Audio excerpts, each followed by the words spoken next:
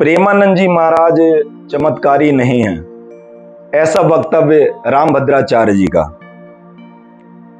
यहां पर मैं ये कहना चाहूंगा कि हमारे अध्यात्म के अंदर चमत्कार जैसा कोई शब्द है ही नहीं। अगर है तो वो केवल और केवल ईश्वर कृपा, और वो कृपा किसी के ऊपर भी हो सकती है, संतों महापुरुषों के ऊपर भी हो सकती है और ग्रस्त में रहने वाले साधारण व्यक्ति पर भी हो सकती है। वो कैसे?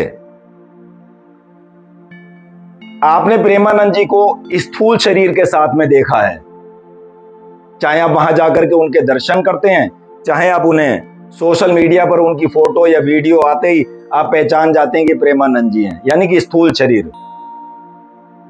अब हर व्यक्ति के 4 शरीर हैं, अभी हम 2 पे ही बात करते हैं। एक स्थूल शरीर जिसको इस आंखों के द्वारा देखा जा सकता है, और एक हमारा सूक्ष्म शरीर। मान लो उनको यह पता चल गया कि अब हमारी दोनों किडनी फेल हैं, बस अब संसार में ज्यादा समय नहीं है, तो ऐसी जीवात्माएं जिन्होंने अपने पूर्व जन्मों में भी भक्ति लेकर के आई और अपना जीवन भी भक्ति में बिता दिया, तो वो महापुरुष ईश्वर की शरणागत हो जाते हैं कि हे प्रभु, इस संसार में आने का जो हमारा लक्ष्य है वो ऐसे अधूरा हो जाएगा सिर्फ एक बीमारी के कारण।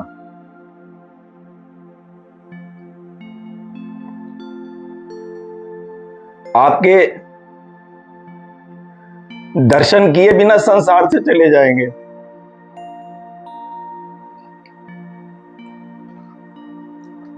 तो हमारे हृदय में जो सूक्ष्म शरीर है हमारा,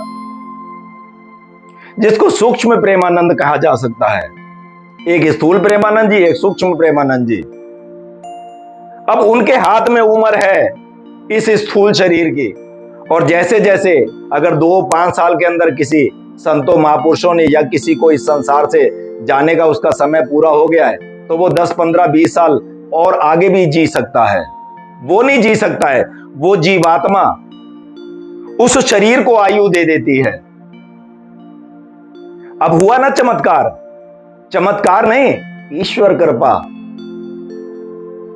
अब जब उस शरीर को इस बात का ज्ञान हो जाता है कि मेरे ऊपर ईश्वर की इतनी कृपा है,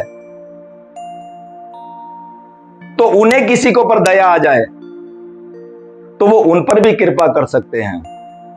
अगर आपके भाग्य में कुछ नहीं लिखा है ना, तो उसको भी लिख सकते हैं, परंतु उसके लिए शरणागति चाहिए उन संतों महापुरुषों की। भक्तों की वाणी ये है, भक्तों की